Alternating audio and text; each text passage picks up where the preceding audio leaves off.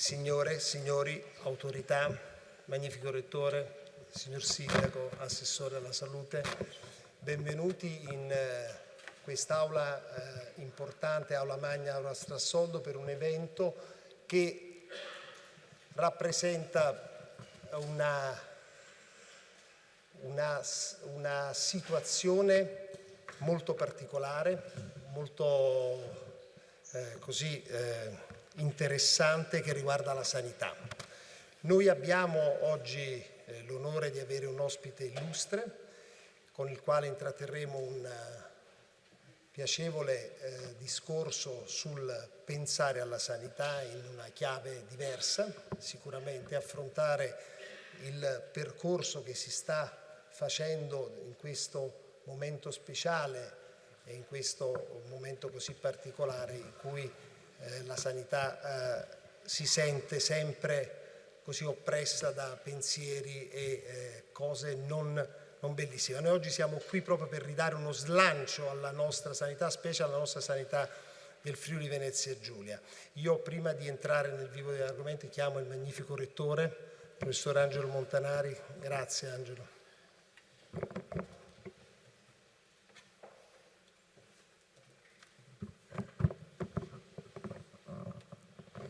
Grazie Massimo, grazie professor Robioni.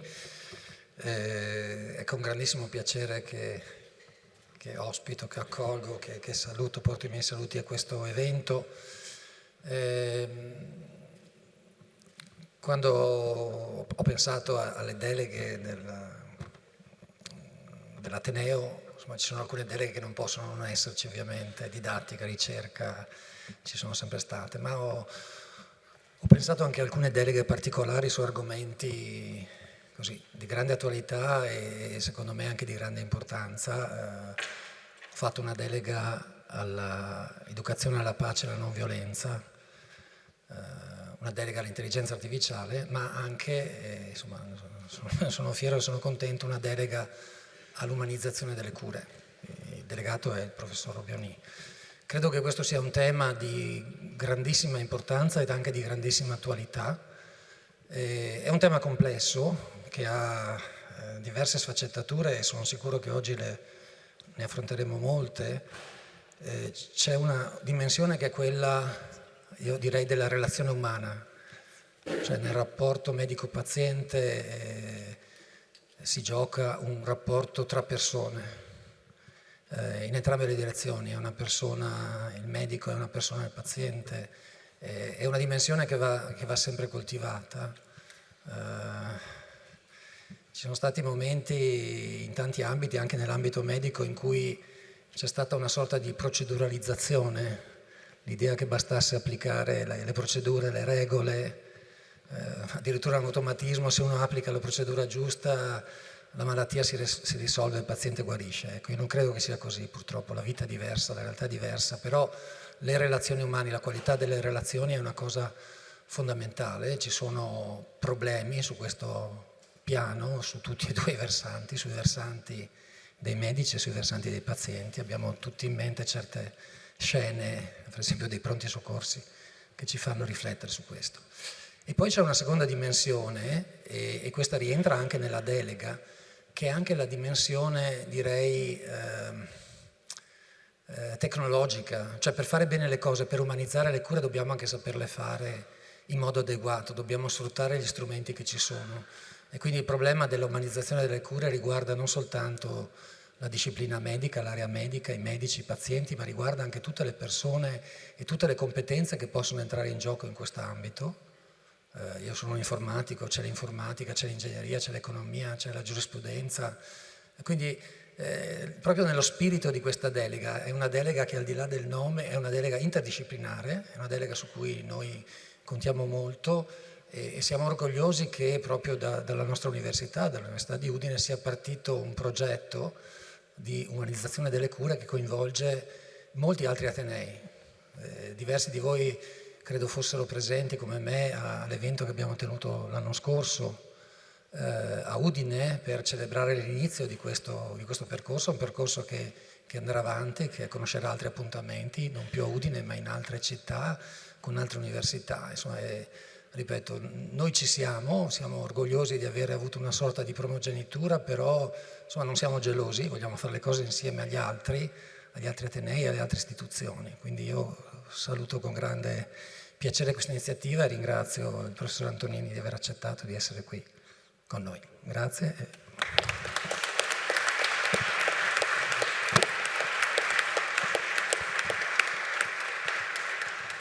Chiamo il sindaco del professor De Toni.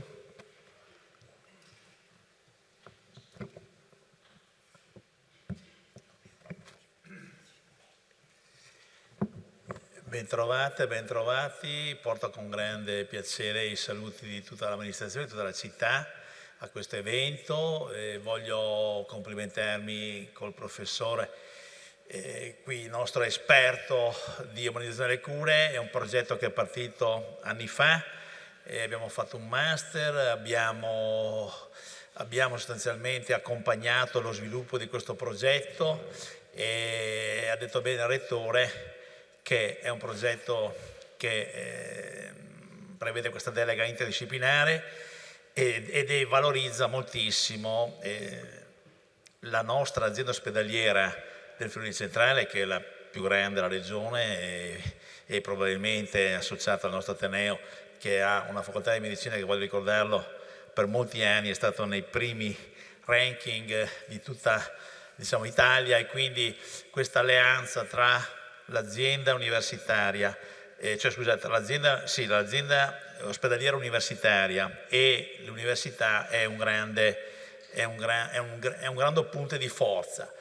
E devo dire la verità, quando la prima volta abbiamo parlato con Robioni del master sulla sanità, gli dici: guarda che siccome un po' di esperienza sui master ce l'ho, gli ho detto: guarda che qua l'unica roba che veramente fa la differenza è il termine umanizzazione, che è unica in Italia. Quindi siamo partiti col master, poi è stato bravo, abbiamo i rapporti direttamente col ministro della salute, abbiamo una grande alleanza tra la parte ospedaliera e la parte universitaria dentro l'ospedale. Non è stato banale, perché in 3/4 d'Italia sono in conflitto permanente, che abbiamo trovato un meccanismo che adesso non vi racconto se perdiamo tempo, però abbiamo fatto un'alleanza che va avanti. Io sono molto onorato di avere qua un altro collega universitario che ha un prestigioso ruolo nella Corte Costituzionale, e quindi siamo molto contenti che questo progetto vada avanti e si rinforzi, e come città noi siamo orgogliosi di avere un grande ospedale e una grande università. Grazie.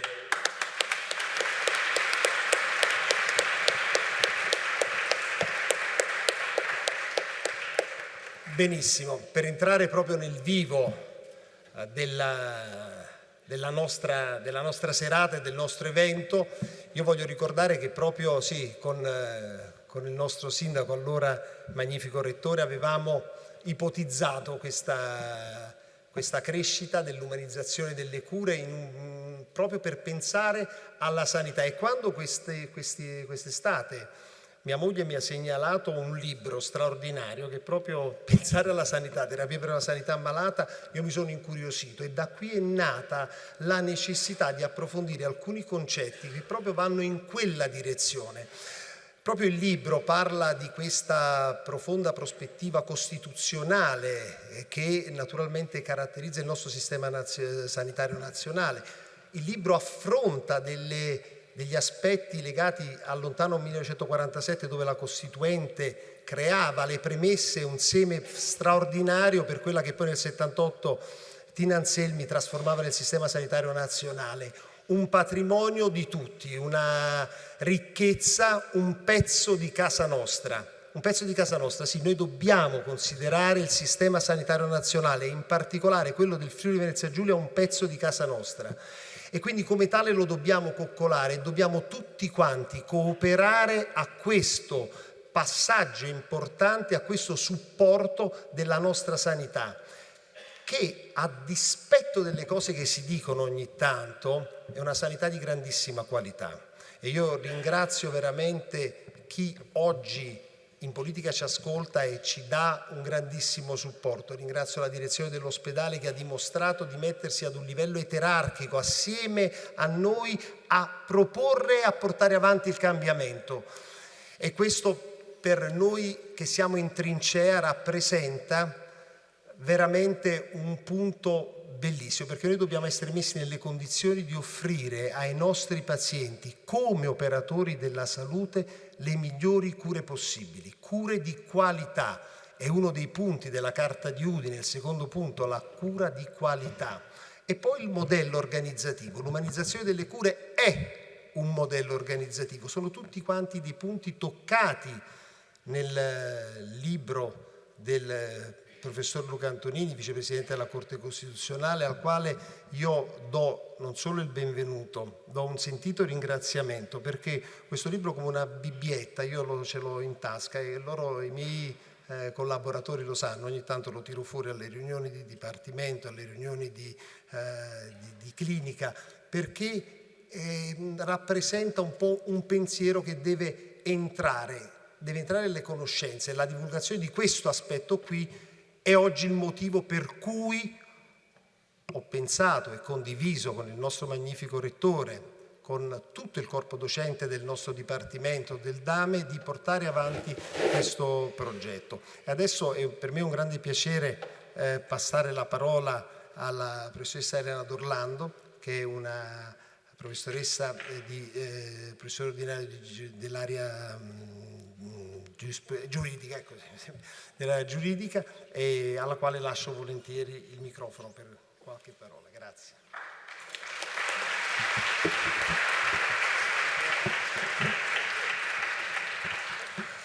Buonasera a tutti, e per me è davvero un piacere portare un breve indirizzo di saluto in qualità di delegata del Rettore ai rapporti con il territorio e alla valorizzazione delle conoscenze.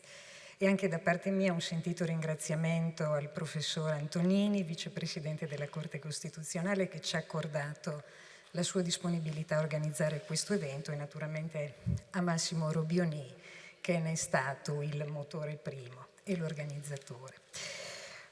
Devo dire che il libro che presentiamo questo pomeriggio, come diceva Massimo poc'anzi, anche a me ha offerto tantissimi spunti di riflessione. Me li ha offerti innanzitutto come cittadino fruitore del sistema sanitario, ma me li ha offerti naturalmente anche come studioso di diritto pubblico, soprattutto la parte scritta dal professore Antonini, ma non solo, e me li ha offerti anche come delegato alla terza missione. E mi ha offerto spunti in particolare sia su come dobbiamo pensare di declinare oggi la terza missione dell'università, sia su come un progetto come quello che Massimo ci ha appena illustrato integri proprio un esempio paradigmatico di cosa significa fare terza missione oggi. Parto da una suggestione che ho trovato nel libro, nella parte in cui prima si analizzano le cause dell'aumento della spesa sanitaria e poi si individuano due strumenti che secondo gli autori possono essere utilizzati per far fronte a questo aumento della spesa.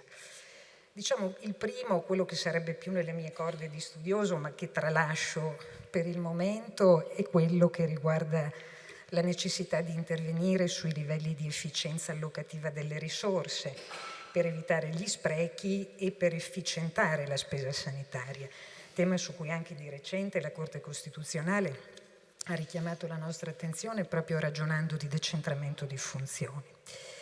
Però è uno strumento che certo può pagare, ma sul medio-lungo periodo gli autori ne individuano un altro, e cioè quello di considerare tutto quell'insieme di attività connesse alla cura della salute di cui parlava il magnifico rettore prima, non in modo atomistico, ma come sistema.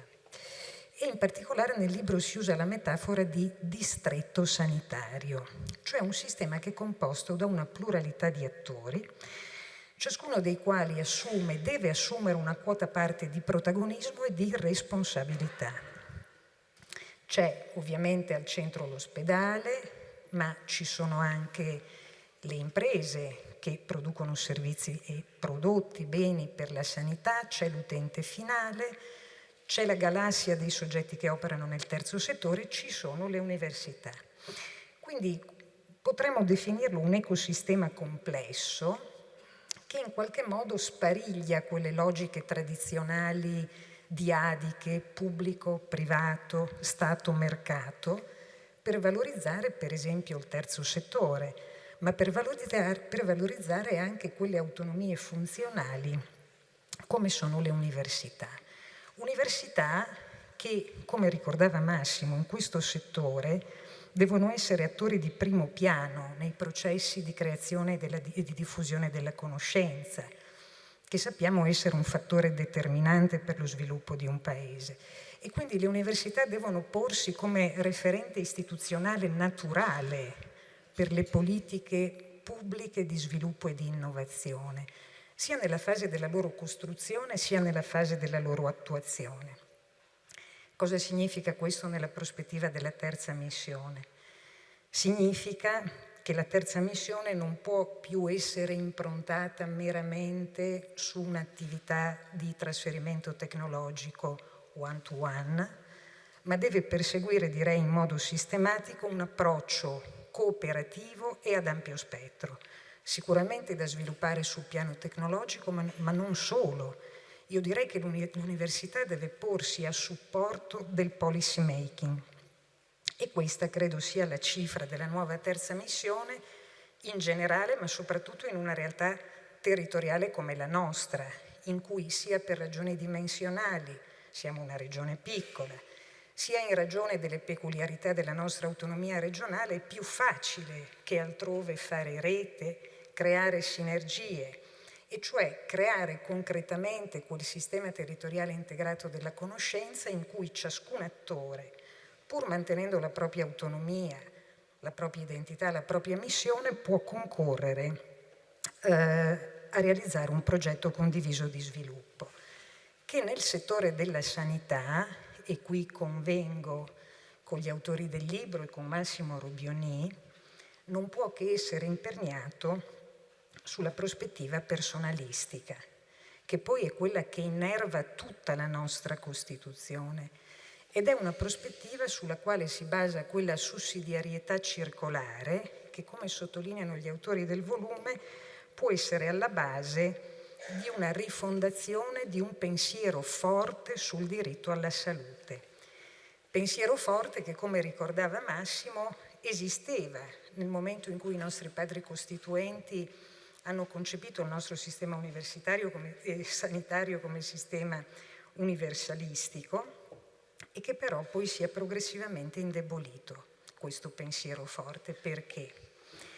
Perché il diritto alla salute, che pure è il più importante se ci pensiamo dei diritti sociali, e guarda caso è l'unico diritto che in Costituzione ha abbinato l'aggettivo fondamentale, è un diritto fragile, perché, come scrive il professor Antonini, è un diritto che più di altri dipende dalle risorse pubbliche che vengono stanziate, e più di altri dipende dal modo in cui si coniugano stanziamento di risorse e capacità di erogazione delle prestazioni dei soggetti a ciò deputati.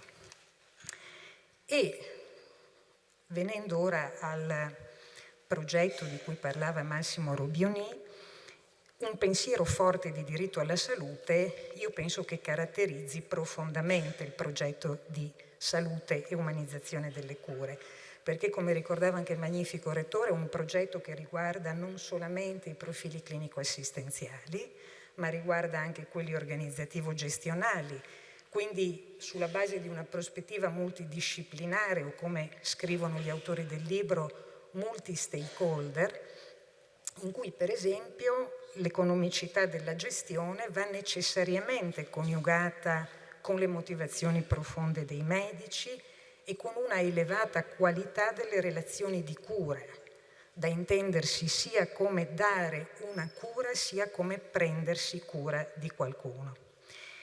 Un progetto che chiama in causa poi tutti gli attori dell'ecosistema della salute. E qui mi permetto di ricordare incidentalmente solo quella bellissima sentenza proprio redatta dal professor Antonini, la 131 del 2020, sul ruolo degli enti del terzo settore, il codice del terzo settore, nel momento in cui pone in capo ai soggetti pubblici l'obbligo di coinvolgere attivamente gli enti del terzo settore nell'organizzazione e nell'erogazione delle prestazioni anche sociosanitarie, realizza una delle più significative applicazioni del principio di sussidiarietà orizzontale, che ritroviamo nell'articolo 118 della nostra Costituzione. Quindi, per concludere, credo che il progetto di umanizzazione delle cure, sia per i suoi contenuti sia per la sua struttura, declini in modo esemplare che cosa significhi oggi terza missione per l'università. Terza missione che, aggiungo, specie in un contesto delicato come quello della salute, va declinata prestando massima attenzione all'effettività del suo impatto sulla realtà. Soprattutto se pensiamo, come è stato ricordato indirettamente anche da Massimo, che il nostro Ateneo, accanto alla sua naturale vocazione universale, ha anche una vocazione spiccatamente territoriale, che deriva da una storia non comune, che ben tutti conosciamo e che resta per questo scolpita nel nostro codice genetico.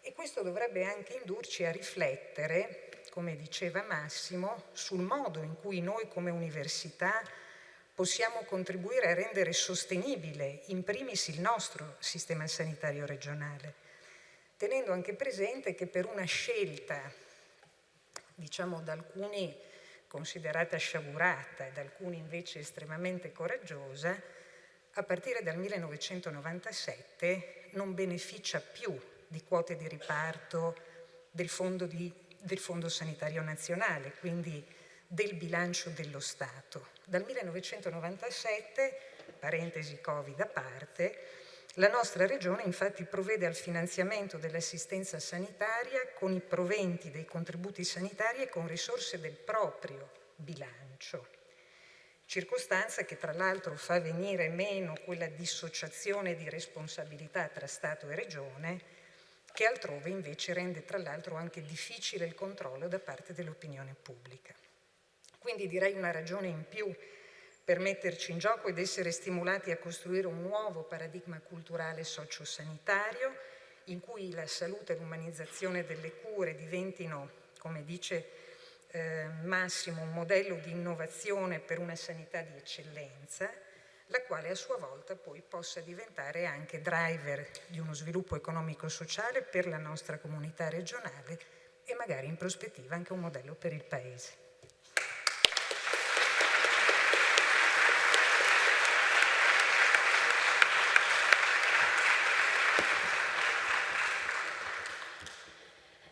Allora, buonasera, grazie agli organizzatori per averci coinvolti. Io sono veramente lieta di essere testimone di questa giornata, perché lo sappiamo già, sarà una giornata molto importante, lo è già, ci sono tutte le premesse.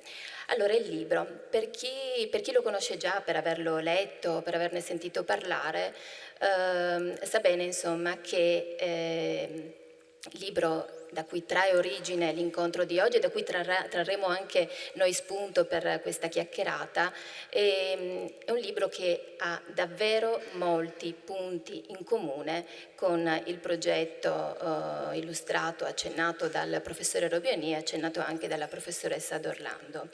È un libro scritto a quattro mani con l'economista Stefano Zamagni, è stato pubblicato quest'anno e il volume tratta della crisi del sistema sanitario nazionale italiano, evidenziando i segni premonitori di quello che gli autori non esitano a definire una tempesta perfetta che rischia di travolgere quello stesso sistema sanitario e in questo modo anche di aggravare le condizioni di quello che è un presidio imprescindibile della nostra democrazia, del nostro vivere sociale, un bene comune, un servizio collettivo.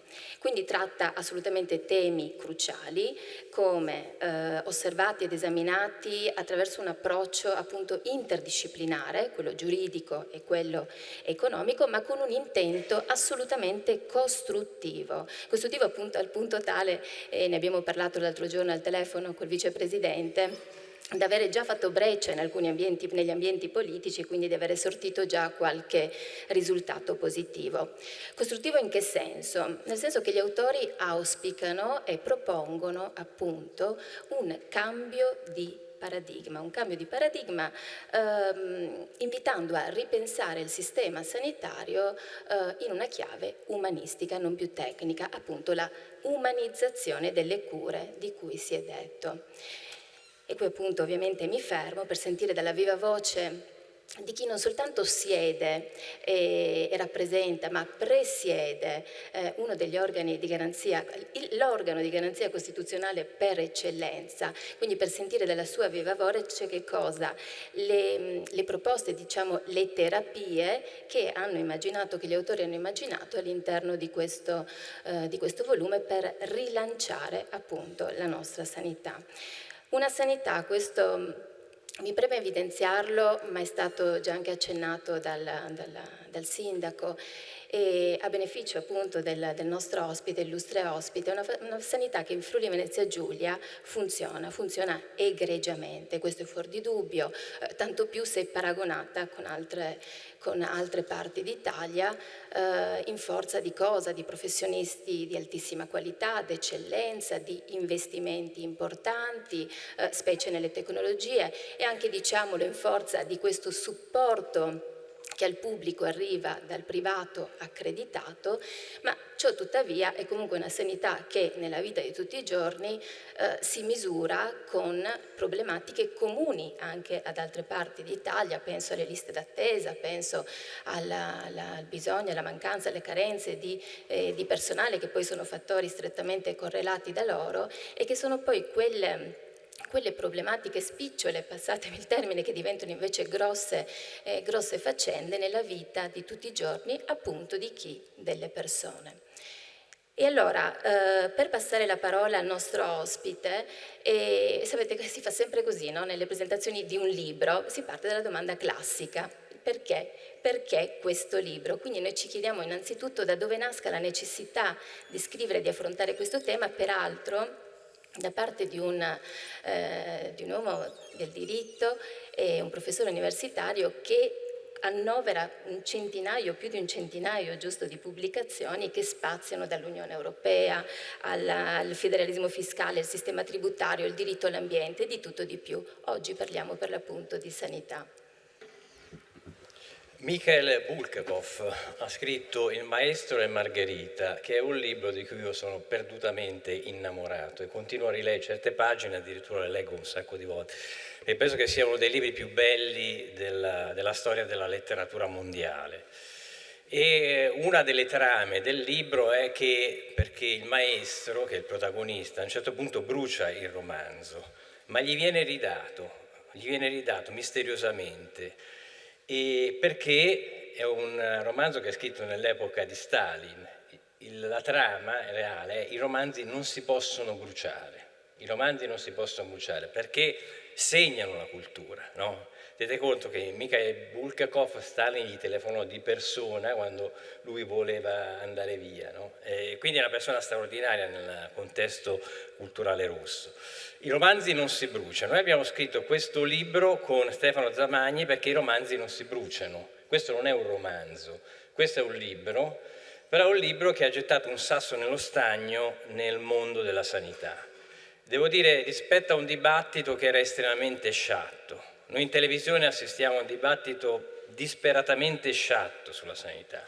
Mancano le risorse, è colpa vostra, è colpa nostra, cioè veramente è una cosa banale rispetto alla gravità del problema che c'è di fronte, perché la sanità è la pelle della gente, capite? Quindi non c'è una cosa più importante di questa. E allora, innanzitutto complimenti per quest'idea della umanizzazione. Veramente, Rettore, complimenti, perché questa, Sindaco, questa è una cosa straordinaria, andrebbe diffusa quest'idea. Oggi siamo in tempi di intelligenza artificiale, no? E uno dei modi con cui si è capito che potremmo governare lo sviluppo dell'intelligenza artificiale è se manteniamo human in the loop, cioè l'uomo alla fine della catena. E questo è importantissimo. Io ho letto che un'intelligenza artificiale può leggere in 3 ore quello che io riesco a leggere in 40 anni di vita. Capite? Quindi se noi ci mettiamo a competere saremo sempre perdenti. Però quando per esempio nel mio campo si dice ma allora potrebbe esserci un giudice che fa l'intelligenza artificiale, perché invece di un giudice della Corte non ci mettiamo una bella intelligenza artificiale che legge milioni e milioni di sentenze e casi e leggi come tu non potrai mai fare? E io rispondo, provate a chiedere a ChatGPT una cosa, contate i secondi in cui vi rispondo, immediata, pochi secondi, dico se io invece devo fare una sentenza, io spesso la notte non dormo per quello che devo decidere, capite? Pesa sulla mia coscienza. Io sento tutto il dramma della persona che ho di fronte, cioè, capite che l'indifferenza dell'intelligenza artificiale si contrappone al dramma del giudice che deve decidere. Quindi l'umanizzazione è qualcosa di essenziale, è una dimensione che non possiamo perdere, soprattutto in materia della salute. Tolstoj diceva, se senti il dolore sei vivo, no? Ma se senti il dolore degli altri sei umano. Ecco, noi dobbiamo rimanere umani, questa è una cosa fondamentale. E il libro in fondo che abbiamo scritto è in copertina, voi vedete che c'è un quadro, che è un quadro di Munch. Munch è il grande pittore surrealista norvegese che a un certo punto camminando nelle campagne della Norvegia dice ho sentito il grido che si levava dalla terra, no? E fa quel quadro l'urlo di Munch. Questo è simbolicamente, questa è la bambina malata che lui dipinge perché la sorella muore a 16 anni per tubercolosi, no?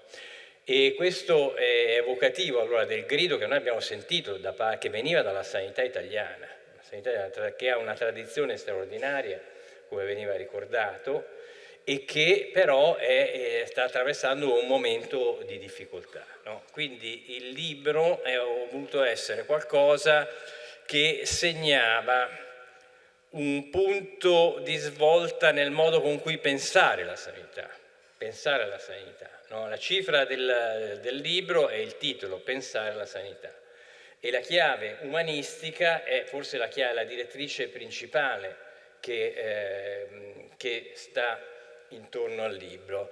Io ho scoperto negli studi, che poi dopo questo libro mi ha appassionato, mi ha permesso anche degli approfondimenti, che ci sono state diverse epoche nella storia, una la citiamo anche nel libro, dove avviene una umanizzazione della sanità. Il primo periodo importante, che è quello che in fondo ha dato il là al libro, il primo periodo importante, l'ho scoperto, è quando fra il 500 e il periodo a cavallo fra il 1500 e il 1600, dove l'ideale dell'epoca era un ideale estetizzante, homo faber ipsuis fortune, cioè l'uomo era l'artefice della sua fortuna. E infatti l'ideale era un ideale ellenico. Voi andate alla Cappella Sistina, guardate i corpi che dipinge Michelangelo, no? Il dito con cui dà la vita ad Adamo, il corpo del creatore è un corpo perfetto, il corpo di Adamo è un corpo perfetto, i dannati stessi sono dei corpi perfetti. Ecco, in quell'epoca l'ammalato era qualcosa da mettere da parte. Gli ospedali in quell'epoca erano dei luoghi terribili. Addirittura neanche i preti entravano dentro, tanta era la mancanza di igiene, l'odore, la miseria. I carcerati venivano mandati a fare gli infermieri negli ospedali. Era questo il mondo di allora, che venne rivoluzionato culturalmente da una persona che ebbe una vita travagliatissima, perché era un capitano, era un mercenario col vizio del gioco, ma che a un certo punto a San Giacomo degli Incurabili ha una vocazione straordinaria ed è San Camillo dell'Ellis. San Camillo dell'Ellis rivoluziona il modo di guardare gli ammalati nell'epoca, tant'è che dopo San Camillo dell'Ellis, perché l'aveva conosciuto, il primo che ha il coraggio di dipingere un corpo ammalato è Caravaggio, la resurrezione di Lazzaro. Voi trovate questo corpo di Lazzaro bianco, gonfio, Lì è la prima volta che la TV dell'epoca, che erano i quadri, la dipintura, fa vedere un corpo malato.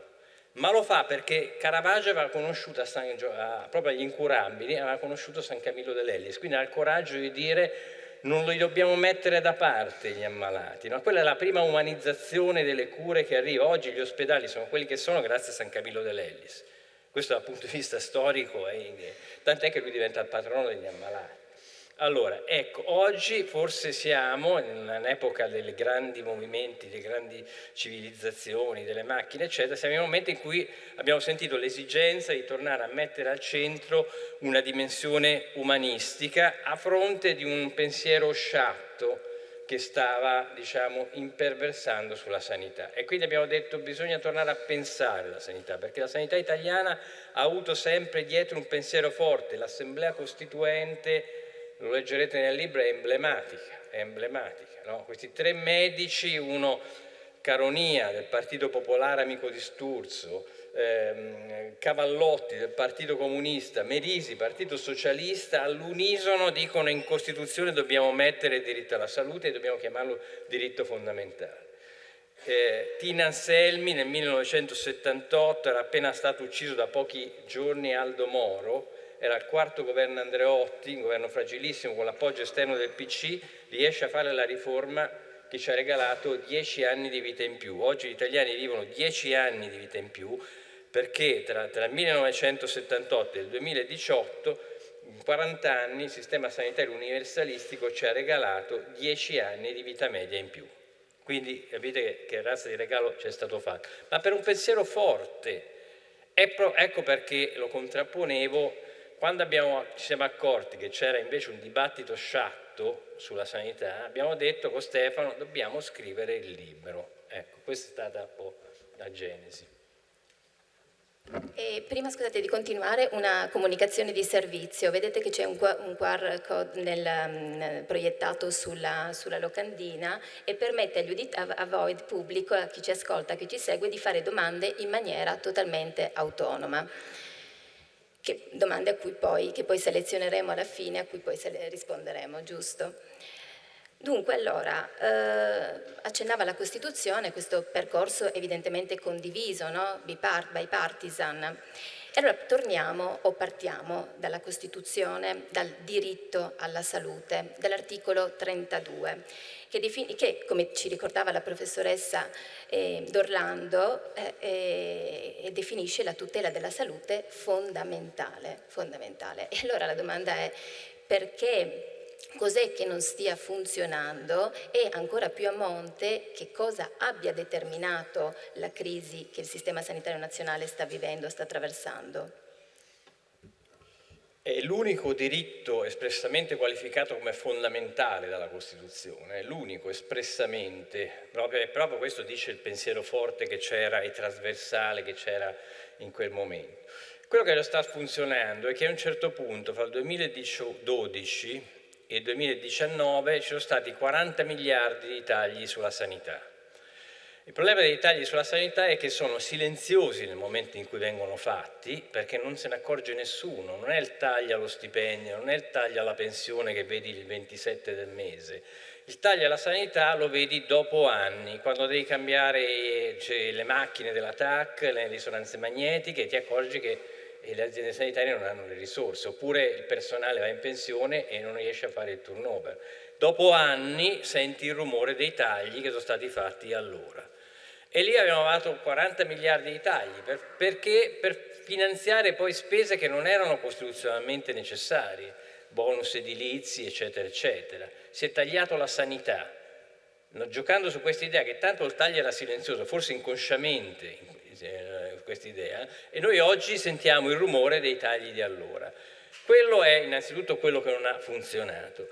E poi dopo la mancanza di idee, cioè rispetto al 1978 la base della popolazione italiana è radicalmente cambiata. Nel 1978 tu avevi un'alta natalità e la gente relativamente giovane. Oggi hai la natalità praticamente quasi a zero e la gente con l'età che si è molto alzata.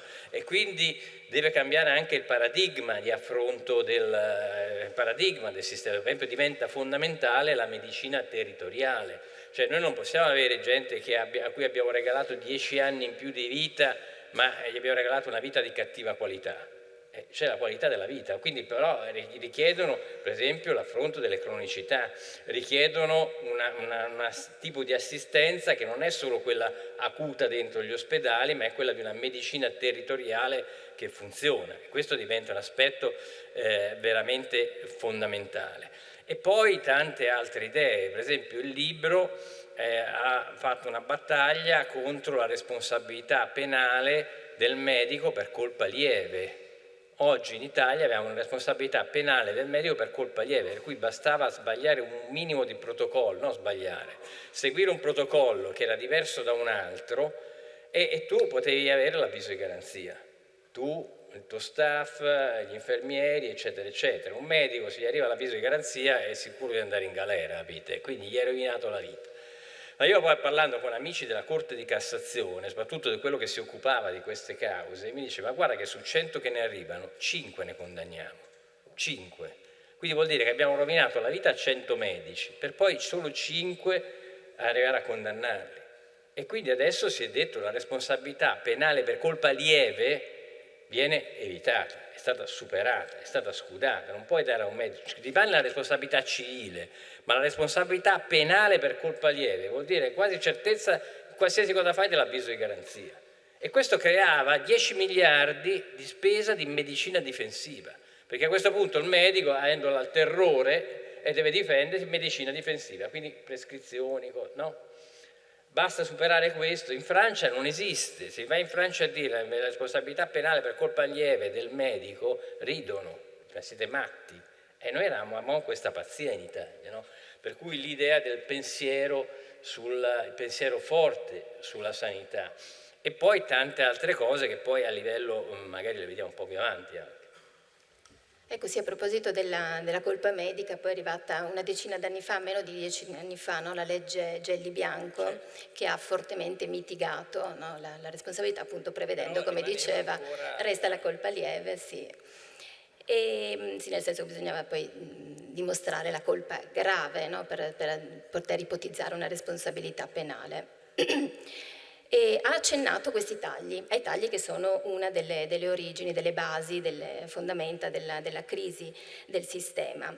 Eppure la spesa sanitaria è una spesa costituzionalmente necessaria, ovvero anche in tempi di austerity non si dovrebbe tagliare lì, tutto sì, quello no, non si tocca.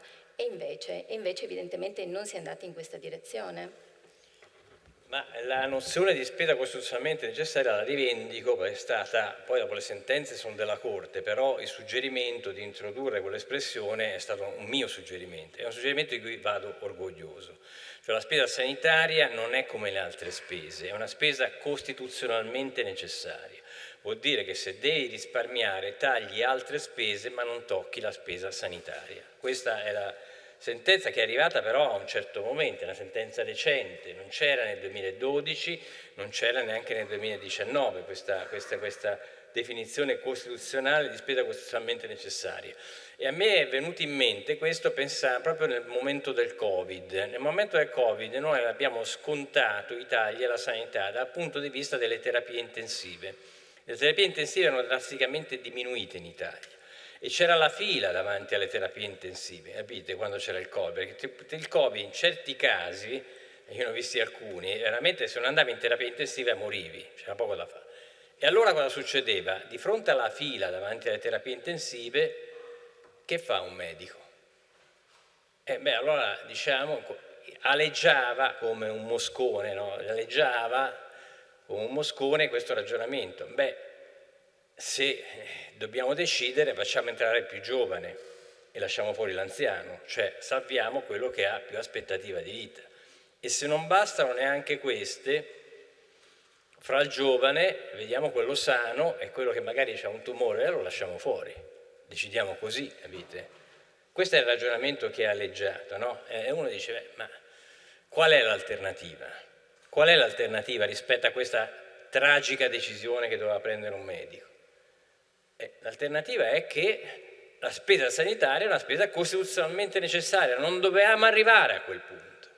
Cioè non bisognava tagliarle le terapie intensive, capite? Quella scelta taglia non si doveva porre. Ci dovevano essere terapie intensive per permettere a tutti di potervi accedere.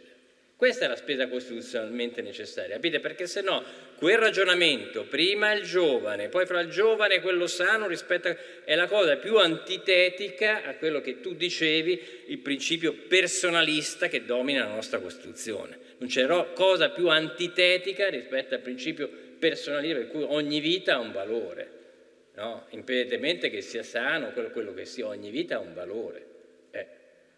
Capite che con quel ragionamento, tagliando la spesa sanitaria, noi siamo arrivati a quella scelta tragica non si deve porre, per quella è una spesa costituzionalmente necessaria. Ci sono dei settori del bilancio dello Stato che non possono essere tagliati se non nel momento in cui hai tagliato tutto il resto.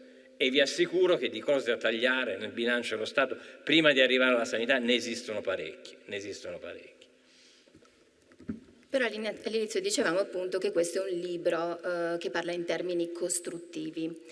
E allora le chiedo qual è la soluzione, se non proprio la rivoluzione in termini culturali che proponete nel libro per risollevare le sorti della sanità e per riportare appunto il paziente, la persona in quanto persona o la persona in quanto paziente al centro del sistema.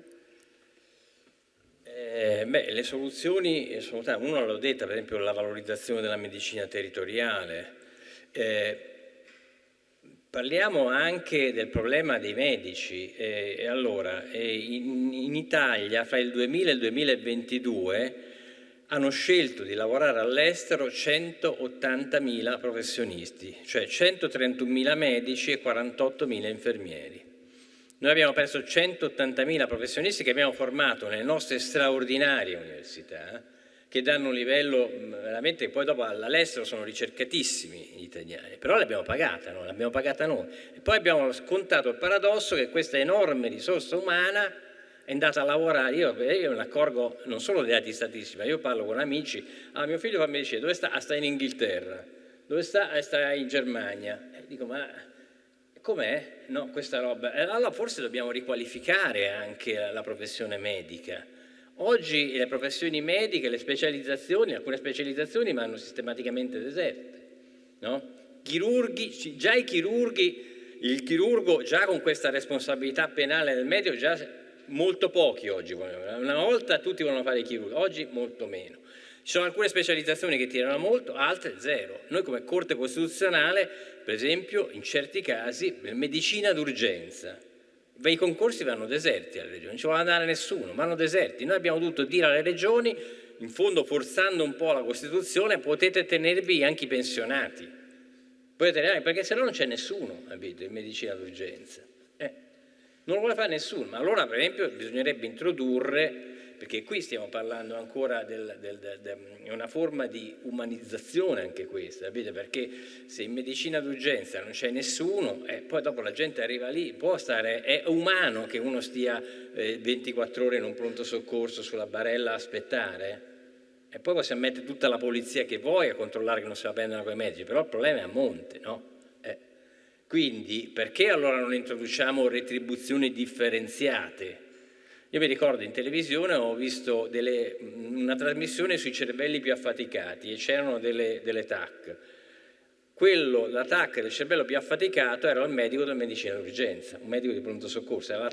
Rispetto a tutti gli altri, anche a quello che lavorava in miniera, lui il cervello più affaticato era il medico di medicina d'urgenza, perché ha dei ritmi insostenibili. E vogliamo prevedere per esempio delle retribuzioni differenziate, se no chi lo andrà a fare, no? Oppure le cure palliative. Mi dicevano al Gemelli, ospedale cattolico, le specialità in cure palliative è vuote, nessuno ci va. E noi in Italia abbiamo una gravissima carenza di cure palliative. Le cure palliative che è fondamentale non solo per il malato terminale, ma anche per i malati anziani, per accompagnare la buona qualità di vita. Eppure abbiamo una formazione che è scarsissima in cure palliative in Italia, bassissima, nessuno lo vuole fare, perché non retribuisce, no? Non retribuisce. Allora forse dobbiamo anche recuperare un po' l'idea, e qui ve lo dico a voi, magari ci sono tanti che stanno facendo, che fare il medico è un po' anche una vocazione, no? Dobbiamo capire che è una cosa un po' come fare il giudice, un po' una vocazione, fare il medico, no? Dobbiamo recuperare questa idea tolstoiana, no? Questo dobbiamo sentirlo un po', no? Seneca, se vuoi vivere per te stesso devi vivere per un altro, no? Ecco, c'è questa dimensione dentro, non è solo un problema dei soldi, no? Quindi bisogna incominciare a capire che c'è una dimensione umanistica che parte anche proprio da un'educazione umanistica. Mi raccontava un mio amico che è il direttore generale scientifico del Gemelli che lui ai suoi Gasbarrini, ai suoi gli dice: beh, tu fai un periodo in Africa, i suoi specializzandi, vai un mese in Africa, vai a provare fare un mese in Africa.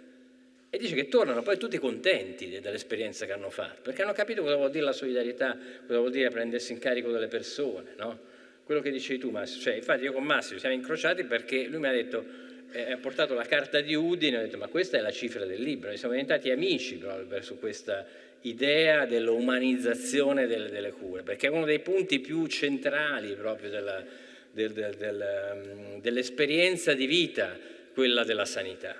E se diventa disumana la sanità, se la sanità viene considerata solo come un costo o solo in termini ragionieristici, noi non abbiamo capito nulla, ma anche dal punto di vista economico non abbiamo capito che invece la spesa della sanità è una spesa di investimento, perché una persona, questo l'hanno capito i costituenti, lo diceva Merisi, quel socialista che intervenne e disse: guardate che la persona malata non è una persona libera,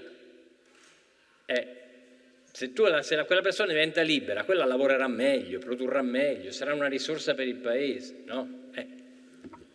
Ma resterei un attimo sul tema dei medici e delle università, queste straordinarie università che abbiamo, perché voi affrontate anche il tema della medicina a numero chiuso, del numero chiuso per entrare in medicina. Siamo reduci o stiamo vivendo la recentissima riforma con l'abolizione del test d'ingresso e l'introduzione di questo semestre aperto, fluido, si stanno cominciando a fare adesso i primi esami.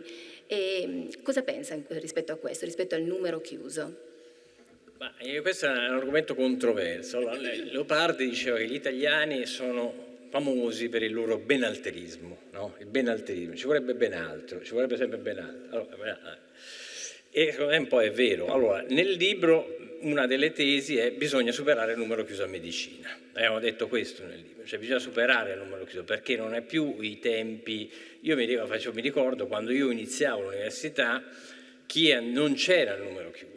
Tantissimi andavano a medicina perché? Perché se tu facevi il medico avevi la prospettiva che quando ti laureavi avresti guadagnato 1 milione di lire al mese, quando tutti gli altri guadagnavano 400.000 lire, cioè quindi fare il medico vuol dire stare sopra una classe alta. Oggi non è più così, no? Per cui dico, io conosco il presidente della regione Calabria, Occhiuto, ha dovuto chiamare 300 medici da Cuba, 300 medici cubani, perché mancano i medici in Calabria, nessuno vuole andare in Calabria a fare il medico, ha dovuto chiamarli da Cuba, che è un'ottima scuola di medicina, però capite, il medico cubano a Cuba, non il medico cubano in Calabria, no, a 300 medici da Cuba, allora ha ancora senso il numero chiuso? Secondo me no, a questo punto un'ipotesi come quella che è stata sperimentata io la vedo positivamente, poi andrà gestita, andrà vista, però tutto sommato mantenere quel modello che si era creato in quegli anni io guardate, solo sui medici di medicina generale, altro problema, fra il 2013 e il 2019 abbiamo perso 3.000 medici di medicina generale. Andranno in pensionamento 35.200 entro il 2027. Il medico di medicina generale è l'anello iniziale della catena, capite? È quello del contatto fra la persona e il sistema sanitario. Se salta quell'anello, salta tutto. Per esempio oggi i medici in medicina generale non ci stanno. Noi abbiamo i concorsi, le regioni fanno i concorsi, lo dicevo prima, e vanno deserti. La gente non vuole andare a fare il medico in medicina generale. Come mai? C'è qualcosa che non funziona, deve essere rivisto. Cioè, questo è il punto. Rispetto alla sciatteria del dibattito che si sente in giro, dico, questi sono i punti critici che vanno affrontati. 35.000 che vanno in pensione entro il 2027. Come li rimpazziamo? Se non parliamo, l'avete sentito mai dire in televisione questo? Credo di no. Ma questi sono i problemi. Allora bisogna trovare qualcosa, forse non è così più attrattivo anche fare il medico di medicina generale, dove da contratto lavori 3 ore quando in realtà lavori 8 ore, sei 1200, 1500 assistiti. Il mondo è un po' cambiato, lì bisogna capire un po' anche queste dimensioni. E poi un altro spunto che mi è venuto, perché parlava poc'anzi di accennato a un amico direttore generale, e ne abbiamo parlato anche nell'intervista l'altro giorno, e della insostenibilità del modello taylorista, secondo voi, è una delle tesi del libro, applicato al sistema sanitario. Per quale motivo? Sì, e lì è una critica che fa Zammani. Zammani dice il modello taylorista, cioè medico fa il medico e manager fa il manager, deve essere un po' rivisto, non nel senso di managerializzare ma in un altro senso. Per esempio, oggi tu puoi fare il direttore generale di una ASL, ma non devi avere una laurea in medicina, puoi avere qualsiasi laurea e poi fai un corso di 100 ore che ti abilita. Che uno possa non, adesso lo dico a titolo personale, però che non sapere nulla di sanità è un po' difficile, mi sembra un po' poco queste 100 ore, forse ci vuole una competenza specifica. Altro esempio, hanno fatto uno studio sull'intelligenza artificiale applicata alla sanità. Tutti i modelli calati dall'alto, senza coinvolgere i medici dal basso, sono dimostrati fallimentari. Hanno funzionato solo quelli in cui coinvolgi già il medico fin dall'inizio, nella progettazione del modello. Ma se il medico lo togli dall'inizio, e quelli modelli di intelligenza artificiale, che è fondamentale, perché in sanità l'intelligenza artificiale è una cosa straordinaria. Pensate alla mappatura dei nei, ormai hai una fotografia, ti fa una fotografia e poi l'intelligenza artificiale mappa tutti i nei, invece di guardarli uno a uno hai questa intelligenza artificiale che ti tiene, no, ti fa il confronto, è fondamentale. Oppure l'analisi dei referti, no, rispetto a un attacco, a una risonanza magnetica, quanti casi, quanti referti può guardare in pochissimo tempo un'intelligenza artificiale. Però il modello deve sempre partire dal coinvolgimento del medico, se no il modello non funziona, no? Hanno dimostrato. Quindi questo è il taylorismo, vuol dire è un modello organizzativo che la sanità non funziona, perché la sanità richiede una competenza specifica che devi avere. Volevo coinvolgere in realtà non chiudere con poi i vostri, ma coinvolgervi adesso, perché abbiamo toccato ci sono stati tanti spunti, insomma. Poi abbiamo appunto il professor Robioni che ha inaugurato questo master. Volevo elencare tutte le cose che lei ha fatto, insomma, ma tutti questi discorsi che sono stati fatti si intrecciano con il suo il progetto sull'umanizzazione delle cure, sul quale poi, diciamo la verità, all'inizio che ci ha soltanto appena accennato, ma come si configura e che percorso sta seguendo? Bene, allora il percorso che stiamo seguendo è un percorso pratico-applicativo, perché il tema umanizzazione può sembrare un tema che resta lì nell'aria, noi l'abbiamo convertito quasi con una modalità scientifica e abbiamo tradotto in azione quello che invece può sembrare solo un aspetto filosofico. Il ragionamento che è alla base di un cambio di un modello deve prevedere quello che prima diceva il professor Antonini, deve partire dal basso, no? E siamo stati noi medici insieme ad una direzione illuminata, e qui vedo alcuni esponenti della nostra azienda sanitaria universitaria, che hanno recepito e che stanno recependo effettivamente proprio quella chiamata di chi è in trincea e che dice guarda che i problemi sono questi e vanno affrontati in questa dimensione. E poi dobbiamo pensare, rispetto a quel discorso che faceva il professore Antonini riguardo alla perdita della popolazione delle scuole di specialità, che cosa si è persa? Si è persa un po' anche la dimensione storica dell'anamnesi, che identifica in un certo qual modo quell'aspetto prioritario che ogni medico deve avere. Quindi perdendo perdiamo quella naturale propensione a dedicarci all'altro. L'ascolto, per esempio, diventa un momento importantissimo nel quale noi troviamo pezzi di sanità, pezzi di salute, pezzi di vita che vanno riconvertiti in una diagnosi, vanno riconvertiti in una relazione. E questa relazione ce la troviamo sia nel rapporto medico-paziente che nel rapporto tra il personale sanitario. Questo configura il benessere organizzativo, ma uno dei più grandi scogli che noi abbiamo è quello di fare il cambio, il cambiamento. Purtroppo dobbiamo, come ci ha anche suggerito la professoressa Sandra Gallina del Ministero della Commissione Europea, dobbiamo interrompere questi silos, dobbiamo cambiare il modello, dobbiamo andare verso una direzione di modello esteso dipartimentale dove ognuno deve perdere un pezzettino per dare ad altri e per favorire la crescita. Dobbiamo perdere quel one man show e dobbiamo lavorare in team. Soltanto lavorare in team e lavorando in team riusciamo a garantire quella qualità di cure che oggi si rende necessaria. Delle volte quando sento il pronto soccorso, e lo dicevamo, e ringrazio sempre la nostra direzione perché ha creato una unità operativa di umanizzazione delle cure nel pronto soccorso. Questa è una delle azioni pratiche che oggi abbiamo messo in atto in ASUFAC. Quindi noi stiamo lavorando in questa direzione. Oggi con una paziente, i genitori di una piccola paziente mi hanno detto, professore, io devo dirle una cosa, ci siamo trovati in questo ospedale e stiamo seguendo, siamo stati presi in carico dal suo dipartimento, ha usato queste parole, la nostra figlia è stata presa in carico.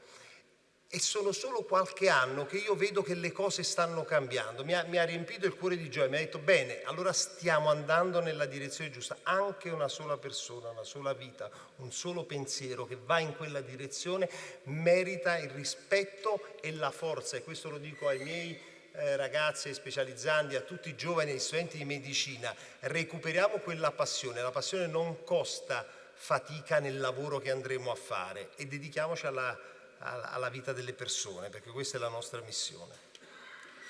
In questo senso diciamo che siamo all'approssimarsi della chiusura di un primo anno importante, perché proprio un anno fa, il 30 novembre dell'anno scorso, si sono tenuti proprio qui a Udine gli Stati Generali itineranti, che sono il punto d'arrivo ed inizio di un percorso che era stato avviato già appunto una decina d'anni fa in questo senso e che ha permesso di porre di sottoscrivere questa importante piattaforma che è la Carta di Udine. Sì, questa importante piattaforma della Carta di Udine che noi stiamo cercando di far evolvere, perché come itinerante gli Stati Generali, così è in evoluzione la Carta di Udine, che si trasformerà presto in un libro bianco dell'umanizzazione delle cure con un coinvolgimento sociale, perché il progetto di innovazione sociale, perché questo è tale, questo progetto di umanizzazione, va proprio in quella direzione, quindi il coinvolgimento delle 2 università che si trovano in questa regione, è importantissimo fare squadra, tra gli ospedali e tra le aziende di questa regione. Ecco, dobbiamo mettere da parte un pochettino quella che è una pigrizia intellettuale, quella che anche Luca rimarca nel suo libro. La pigrizia intellettuale è quella che rende le persone stanche di pensare a qualche cosa che deve necessariamente andare avanti. Dobbiamo recuperare un dialogo transgenerazionale, altrimenti se non comunichiamo con le nuove generazioni, con i ragazzi di lì, come facciamo a capire che la dimensione storica dell'anamnesi è importante per popolare le scuole di specializzazione in medicina d'urgenza e medicina interna? Dove li mettiamo? E prima tu citavi Bulgakov, io cito Albert Camus, che non ci possiamo, così La peste, il libro che Albert Camus ha scritto, non ci si può occupare di umanizzazione delle cure se non si legge questo libro. E in questo libro si evidenziano un pochettino tutti gli aspetti dell'umanizzazione e che vanno proprio, che tutti i ragazzi che studiano medicina dovrebbero leggere, oltre a pensare alla sanità, perché per vivere la sanità malata. Grazie, e coinvolgerei subito anche la professoressa D'Orlando, perché il sindaco prima ha fatto un cenno all'importante incarico che lei ricopre, mi pareva di aver colto, dal 2023, o forse no, forse uno dei tanti incarichi comunque, e io con lei mi sposterei sul fronte della spesa appunto sanitaria, dei costi. Perché? Perché dovete sapere, per chi non lo sapesse, che la professoressa D'Orlando dal 2023 presiede la commissione tecnica per i fabbisogni standard, che è quella che sostanzialmente determina i criteri per il riparto delle risorse agli enti locali. E commissione che per prima ha avuto come presidente proprio il professor Antonini. All'epoca non si chiamava così, era un'altra denominazione, COPAF, eccoci. Ecco, quindi non posso che chiederle una riflessione rispetto ai costi nella sanità. Grazie di aver ricordato questo. Infatti per me è un onore poter presiedere questa commissione e procedere nel solco importante tracciato dal professor Antonini, che è stato un pioniere in questo, perché se adesso noi con molta fatica riusciamo ad applicare dei meccanismi di monitoraggio della spesa, mi riferisco in particolare alla spesa riguardante i livelli essenziali delle prestazioni, quelli che sono noti con l'acronimo di LEP e che in sanità si chiamano LEA, i livelli essenziali di assistenza, lo dobbiamo proprio al fatto che quando il professor Antonini era presidente di questa commissione, credo una decina d'anni fa più o meno, sono state elaborate delle metodologie di carattere econometrico e statistico volte a definire i cosiddetti costi standard relativi alle varie prestazioni da erogare, ma soprattutto è iniziato un importantissimo percorso culturale, direi, cioè il fatto che è necessario monitorare come la spesa pubblica viene allocata sul territorio e se questa spesa pubblica effettivamente consegue gli obiettivi per i quali le risorse sono destinate agli enti territoriali. Questo meccanismo è presidiato naturalmente dallo Stato innanzitutto e l'obiettivo principale è quello di conseguire degli obiettivi di giustizia sociale. Per questo è stato, diciamo, un percorso di rivoluzione culturale molto importante, perché è chiaro che il tema dell'umanizzazione delle cure necessariamente è un po' prosaico, ma deve passare anche attraverso risorse adeguate, perché le risorse adeguate rendono i servizi accessibili a tutti. Questo è un percorso tra l'altro che è in continua evoluzione, queste metodologie sono sempre più affinate, pensiamo che solamente il comparto sanitario oggi vale oltre 130 miliardi, più dell'80% della spesa delle regioni, quindi in termini di spesa diciamo che si tratta di una delle funzioni più decentrate, più territorializzate e questo ovviamente responsabilizza molto le regioni. E tra l'altro su questo aspetto io ho apprezzato molto un passaggio nel testo scritto dal professor Antonini che riguarda l'esercizio del potere sostitutivo statale. Mi spiego. Dicevo prima che il monitoraggio sull'allocazione delle risorse anche in sanità viene fatto dallo Stato, perché questo lo prevede proprio la Costituzione. Se l'ente territoriale non garantisce i livelli essenziali di assistenza, lo Stato deve intervenire in via sostitutiva. Il modo in cui però questo potere sostitutivo è stato utilizzato spesso e volentieri non ha sortito gli effetti sperati. Il professor Antonini fa il caso emblematico della Calabria, che è stata commissariata per 11 anni, ma nonostante gli innumerevoli piani di rientro non si è giunti ancora ad un obiettivo soddisfacente. E questo perché? Perché a mio avviso umanizzazione delle cure significa anche assunzione di consapevolezza e di responsabilità da parte degli enti territoriali più vicini ai cittadini che la sanità deve per forza essere gestita da chi sta in prima linea, quindi regioni e comuni.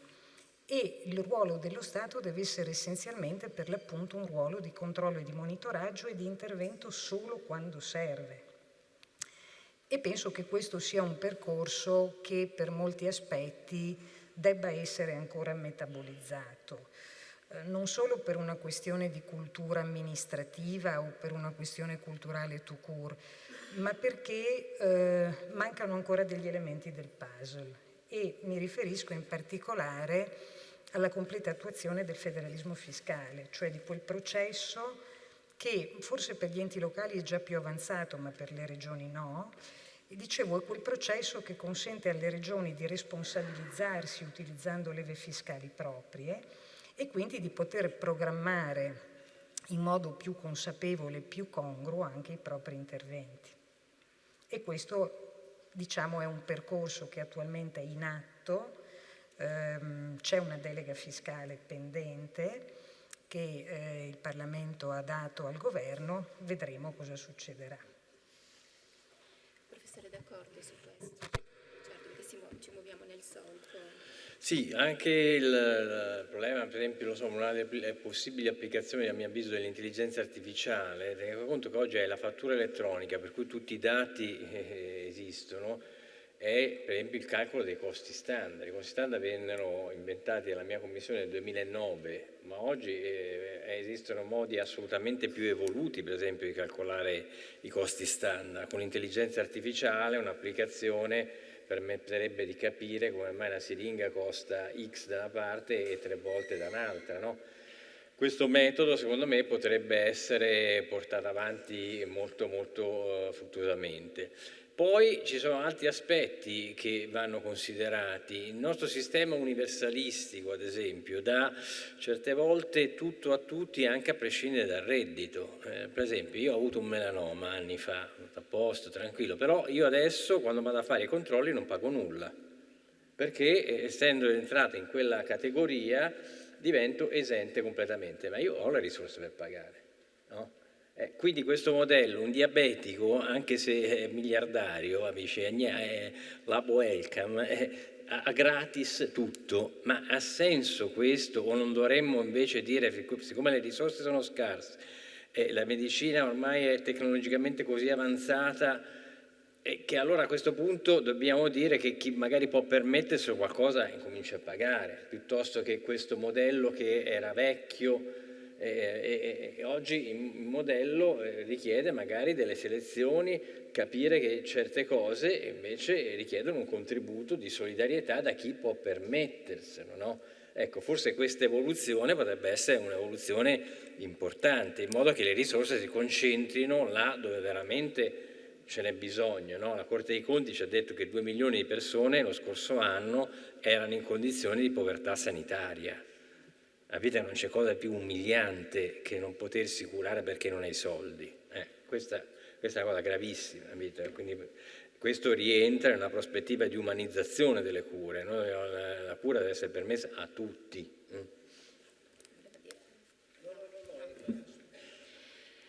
Allora, considerato che dalla regia mi dicono che ci sono un sacco di domande, prego. Ecco, La regia in realtà è alla mia destra, non è alla mia sinistra. No, non è vero. No, sì, io direi possiamo finire ancora una domanda e poi dopo io chiamerei per le conclusioni certo. Il nostro assessore, perché e poi il tempo residuo lo dedichiamo alle domande.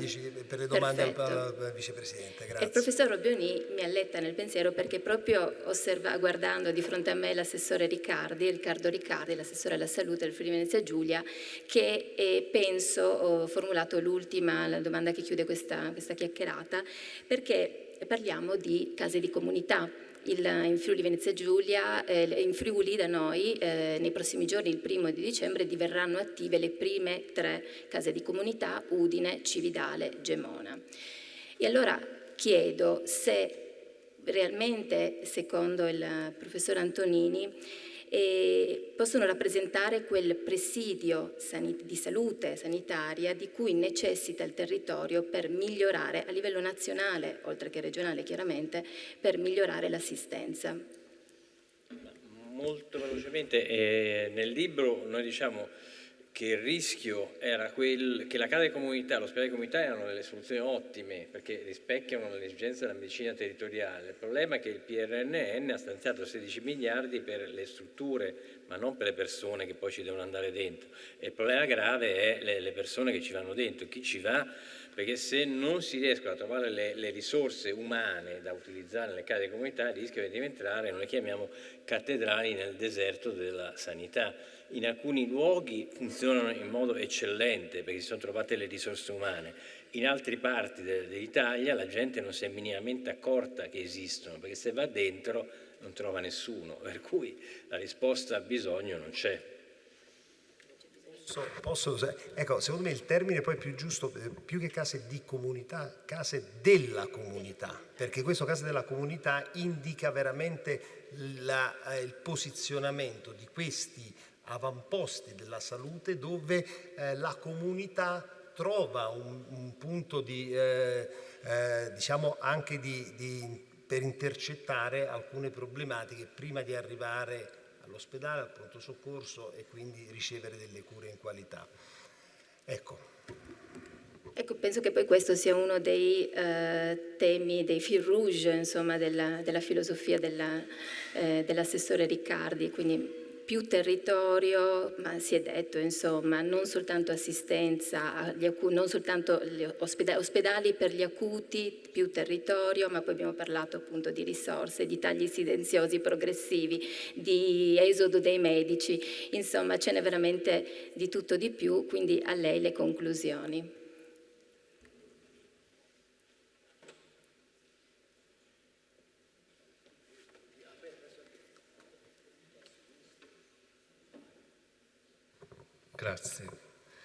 Grazie, intanto buonasera a tutti e intanto mi scuso se sono bardato in questo modo, ma è la settimana difficile, Eccellenza, abbiamo avuto anche 2 persone purtroppo che sono mancate, una disgrazia, e quindi viviamo là dentro cercando di capire come riporteremo le persone alla normalità. Però questa sera io non volevo mancare ed essere qui con voi e sinceramente vi voglio dire che non mi sento preparato all'altezza delle considerazioni che ho ascoltato, che sono state profonde, guardano molto lontano e quindi non lo so se sarò in grado di fare delle conclusioni, ci provo facendo alcune considerazioni che insomma, tengono il filo di molti spunti importanti che avete sviluppato in questa occasione interessante, in un luogo vero dove si deve discutere di queste cose con una partecipazione anche importante. Quindi mi pare che sia al mio amico professor Bruni complimenti perché funziona tutto, magnifico. Tra l'altro consentitemi un affettuoso saluto anche al professor Pinton che vedo dopo il passaggio del testimone. E allora cerco di dirla in maniera come la deve raccontare uno che fa un mestiere, poi giustamente sono i professori che lo fanno per vocazione, i giudici per vocazione, i medici per vocazione, non so se gli assessori della sanità lo si fa per vocazione, perché non è un bel compito, però si cerca con l'impegno di fare queste cose. Allora io voglio parlare della crisi, voi avete declinato la crisi, no? Avete declinato la crisi, la tempesta perfetta. Allora la domanda che io mi pongo è le ragioni di questa tempesta perfetta. Cioè noi siamo davanti a sarò molto critico sulla base dell'esperienza che ho vissuto, io faccio l'assessore alla sanità da 8 anni, quindi ho vissuto tutta la pandemia, l'ho fatta tutta, ormai sono uno dei più vecchi dei 20 che stanno nelle regioni italiane. E allora vi dico quel che penso, anche cercando anche di entrare nelle delle giuste e condivisibili considerazioni molto profonde che sono state fatte. Allora, perché il nostro sistema è in crisi? È in crisi perché non è in crisi per ragioni di competenza, di qualità professionale. Noi abbiamo una qualità professionale eccellente, qualificata, ci viene riconosciuto in tutto il mondo, tanto che buona parte dei nostri, dopo aver utilizzato la nostra capacità formativa, se ne vanno.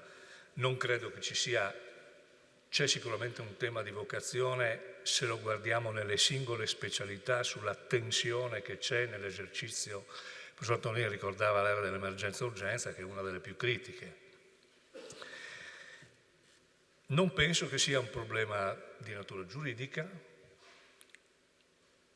Oso dire, dicendo una cosa della quale mi assumo la responsabilità, non credo, o perlomeno credo, che il tema delle risorse economico-finanziarie sia un problema, ma non sia il primo problema di questa crisi. E aggiungo, sono profondamente convinto che uno degli elementi principali della crisi sia la mutata relazione all'interno della nostra società, condita da molto egoismo, condita da molto individualismo, che ha spostato e sta mettendo a dura prova la relazione sociale. Allora, venendo alle... il titolo del libro dice Pensare la sanità. Fatemela dire con una provocazione. Io penso che di sanità questo Paese abbia pensato abbastanza. Forse ne ha pensato anche troppo. E quindi suggerisco un altro titolo per la prossima opera del professor Antonini e dico perché questo Paese non decide. Cioè, io sono profondamente convinto, nella mia esperienza di tutti i giorni, che noi sappiamo tutto, sappiamo dove vogliamo andare, dove dobbiamo andare perché ce lo dice la Costituzione, sappiamo quali sono le forme con le quali poi le persone possono avere la garanzia delle cure, perché tutti gli strumenti che la tecnica, la ricerca, la scienza ci mette a disposizione danno questo tipo di risposte dal punto di vista dell'impostazione ovviamente teorica. Quello che non c'è è la capacità delle decisioni necessarie a trasformare il modello di organizzazione di questo sistema. Allora, sicuramente alla prossima occasione il professor Antonini, quando scriverà un altro testo dicendoci perché non decidiamo, probabilmente potremo andare ad analizzare le ragioni che oggi mettono in crisi il sistema, o perlomeno parte di queste ragioni. Perché le decisioni, lo dico al mio amico sindaco, che credo anche lui abbia a che fare ogni giorno con questo tipo di fenomeni, le decisioni costano. Le decisioni responsabili costano e soprattutto costano nel breve.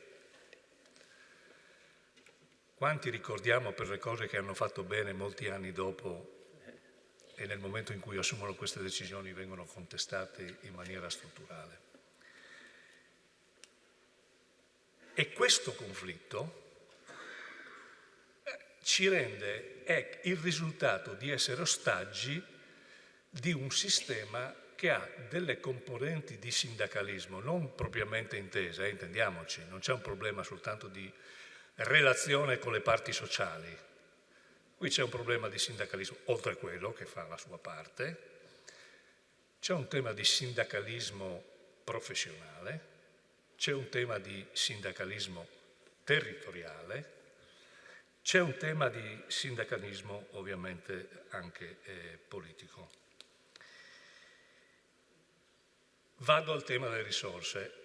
Io faccio parte di quella categoria che crede che nel 1997 forse, ma quando si dice questa cosa, guardo autorevoli esponenti lì davanti che sanno molto meglio di me le cose delle quali sto parlando, cioè noi in questa regione autonoma, stato speciale, abbiamo la competenza primaria in materia di salute, che è un'autentica stupidaggine.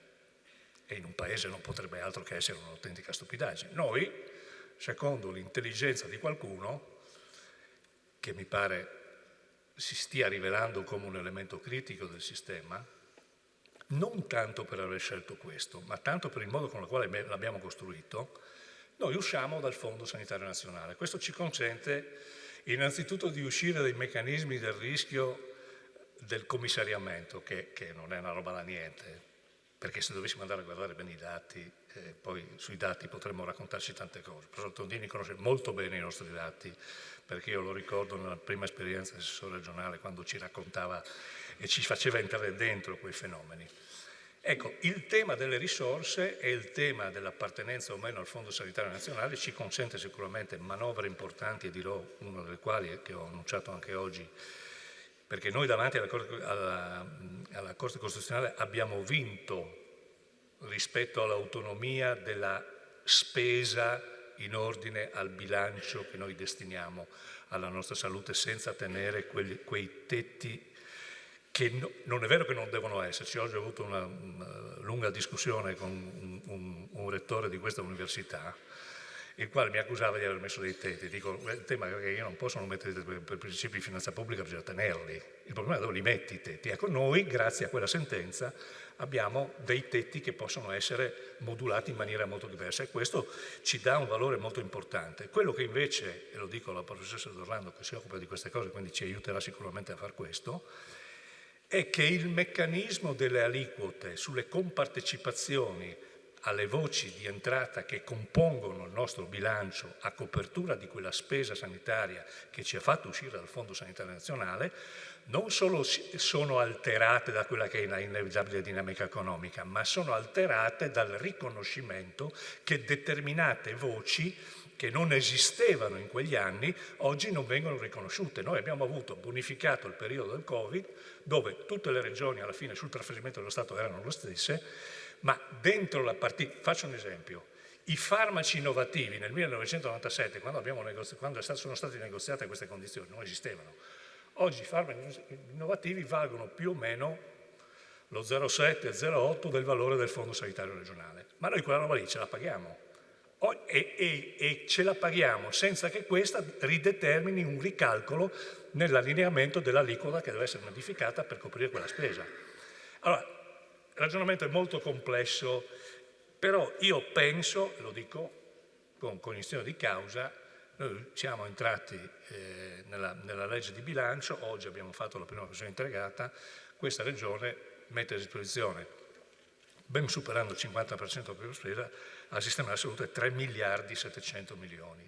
Oggi noi abbiamo approvato una manovra proprio in forza di quella sentenza della Corte Costituzionale che stabilisce, oltre ad avere il tetto di spesa più alto, noi mediamente il tetto di spesa del personale di questa regione, che ha un denominatore più ampio perché la spesa pro capite è più ampia rispetto al valore del fondo indistinto,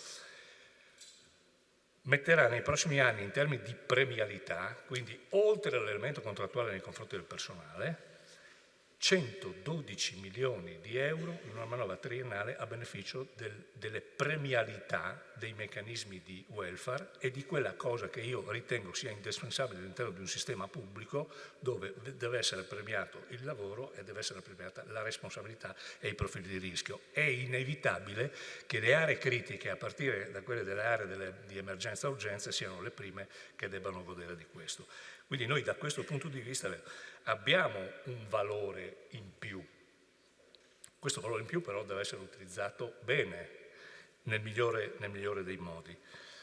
E per quello che insisto nel dire, guardate che il grande problema che noi abbiamo, secondo me, perlomeno noi qua, perché riconosciamo, noi abbiamo una condizione di bilancio che fortunatamente in questi anni è stata positiva, però il vero elemento di critica, di tensione è il tema del capitale umano, che in questo Paese, in particolare, la sanità io la considero l'ultima delle materie dentro le quali oggi noi vediamo il fallimento del rapporto tra il sistema della pubblica amministrazione e il proprio capitale umano, perché questo è accaduto nella scuola, nella giustizia, nel sistema formativo, cioè elementi strutturali dentro i quali noi abbiamo un patto con chi lavora indipendentemente dalle proprie responsabilità, dalle proprie competenze, dai propri profili di rischio, cioè abbiamo una modulazione che inevitabilmente ci fa scappare le competenze professionali. La sanità è arrivata per ultima in questo fenomeno, quindi ha a che fare, queste sono delle convinzioni che vivo ogni giorno, delle quali sono ovviamente pronto a mettere in discussione davanti. Dentro questa vicenda il professor Antonini ha raccontato bene quello che sta alla base dello sforzo intellettuale del professor Rubioni. Cioè noi immaginiamo con un sistema perché non ha la capacità di prendere quelle decisioni che dovrebbe prendere, perché determina il dissenso, drena il consenso, del quale inevitabilmente la politica ha bisogno, e quel consenso blocca quella decisione che determina una non decisione che noi stiamo pagando carissima. Allora, dentro questa partita c'è il cambio di bisogno. C'è il cambio del bisogno assistito da competenze professionali cresciute, scienza, ricerca che ci mette a disposizione strumenti nemmeno immaginabili, utilizzati nei momenti in cui noi ancora abbiamo quel modello organizzativo che presidia, che non ha soltanto il limite dell'elemento dell'organizzazione verticale che il processo di umanizzazione vuole rendere orizzontale, ha a che fare anche con un modello di organizzazione stabile dove entrano in campo tutti i sindacalismi territoriali, professionali, che resistono a questo, immaginando che l'evoluzione del bisogno, noi abbiamo un bisogno che è a corso a 100 all'ora, abbiamo un sistema organizzativo che è a corso a 2 all'ora. E qualcuno ancora teorizza che la capacità di rispondere a questo bisogno, che sostanzialmente è un bisogno di una cronicità evidente, a scapito di un'acustia ancora preponderante, che significa più ospedali e meno territorio, è chiaro che crea questo cortocircuito attorno al quale qualcuno immagina che la capacità di risposta a quella sia semplicemente quello di fare un piano in più o una stanza a fianco. È come una famiglia che cresce, a un certo punto, se una famiglia decide di avere tanti figli, costruirà una camera in più, quasi che i bagni siano lo stessi, che i garage siano gli stessi, che le cucine siano gli stessi. Allora, dentro questo modello è chiaro che qui si pone un'altra questione, perché se la nostra aspettativa di vita ha dai 10 ai 20 anni di più, se i nostri percorsi materno-infantili restano tali e negli ultimi 10 anni la natalità si è ridotta del 35%, allora noi, queste risorse sono risorse investite o sono risorse sprecate? Io penso che siano sprecate, soprattutto davanti a un fenomeno che noi stiamo sottovalutando. Noi abbiamo vissuto una vicenda, ed è ancora in corso, che riguarda, questa è la penultima regione in Italia per adozione della rete oncologica regionale. Che cos'è la rete oncologica regionale? È la revisione della rete chirurgica, della revisione della rete ospedaliera, è la revisione del modello spinto sull'acuzia a scapito del modello della cronicità. No, perché non si poteva toccare, no? Perché gli standard ognuno se li definisce come crede, perché gli ospedali da tutte le parti devono fare tutte le cose, e la sicurezza e gli esiti di cura nei confronti delle persone, e parlando di umanizzazione, e degli esiti di vita delle persone che vivono attorno a quelle persone, che è la grande sfida della catena che Massimo Robini mette in campo col processo di umanizzazione. Perché la cura non finisce nel momento in cui tu esci da un intervento chirurgico, da una sala operatoria o da una terapia intensiva, e non finisce solo per te. Allora, o noi allunghiamo questa catena, ma per allungare questa catena sono necessarie delle decisioni strutturali. E le decisioni strutturali rispetto alla costruzione di consenso mal si conciliano con la piazza, col comitatismo, col sindacalismo. Perché a qualcuno, quando l'hanno portato in piazza e hanno chiesto se sceglieva tra Gesù e Barabba, sappiamo tutti come è andata a finire. Allora, questo Paese vive, perché se dobbiamo avere il coraggio di dirci le cose stanno in questo. La non autosufficienza ha un rapporto 1:3 in termini di posti letto tra la struttura ospedaliera e non, che è una vicenda che dal punto di vista del bisogno presenta elementi di cronicità che determinano rischio, inappropriatezza e soprattutto inappropriatezza dentro la struttura ospedaliera, perché quando un pronto soccorso tu ci stai dentro 20 ore, 10 ore, 15 ore e l'80% di quel codice è inappropriato rispetto al fatto che tu sia andato lì, la vicenda della sanità territoriale ruota attorno a sta cosa, che è la grande sfida attorno alla quale noi. Ma per fare queste cose, questa è una ragione che ha il rapporto più alto tra i cittadini residenti e il numero degli infermieri. Ok? Allora, questa vicenda del personale poi va letta tutta. Io penso che quando discutiamo di risorse, prima di discutere di nuove risorse, dobbiamo avere la capacità e la responsabilità di andare a capire come stiamo spendendo le risorse adesso. Perché questo significa però modificare quelle abitudini che hanno a che fare con l'individualismo, l'egoismo, per il quale siccome io ho fatto le cose sempre così, ho costruito la mia vita così, allora queste cose non le cambio perché poi alla fine si devono dare agli altri, quindi tu mi prendi qualcun altro che va a fare questa cosa quando io qua che cosa ho da fare? Allora, io penso che tutta questa vicenda metterà in discussione, noi abbiamo due leve importanti. La prima leva è questa esperienza, cioè è l'allungamento della catena col modello orizzontale e la capacità di riuscire a smontare il modello verticale. L'altro tema, che secondo me sta comunque dentro il processo di umanizzazione, riguarda una grande opera di alfabetizzazione all'accesso dei servizi appropriati che il cittadino deve avere a disposizione.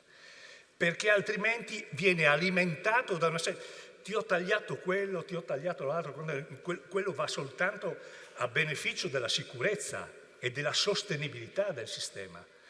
Ecco, quindi non voglio farla lunga perché ho raccontato anche fin troppe cose, guardate quante me ne sono segnate. Dico solo un'ultima cosa, ce la siamo detti con il sindaco sabato scorso. Io vivo una grande preoccupazione e la vivo con le responsabilità pro tempore che ho, poi ci arriverà qualcun altro. Cioè noi stiamo rischiando, in barba ai padri costituenti,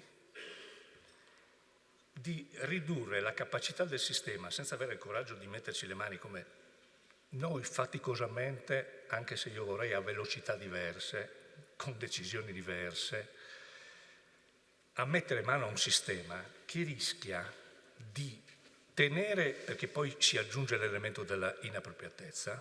Se vogliamo parlare di intelligenza artificiale, abbiamo fatto una valutazione in questa azienda dove l'intelligenza artificiale sull'attività diagnostica ci dice che se noi la separiamo appropriatezza e inappropriatezza non avremo liste d'attesa.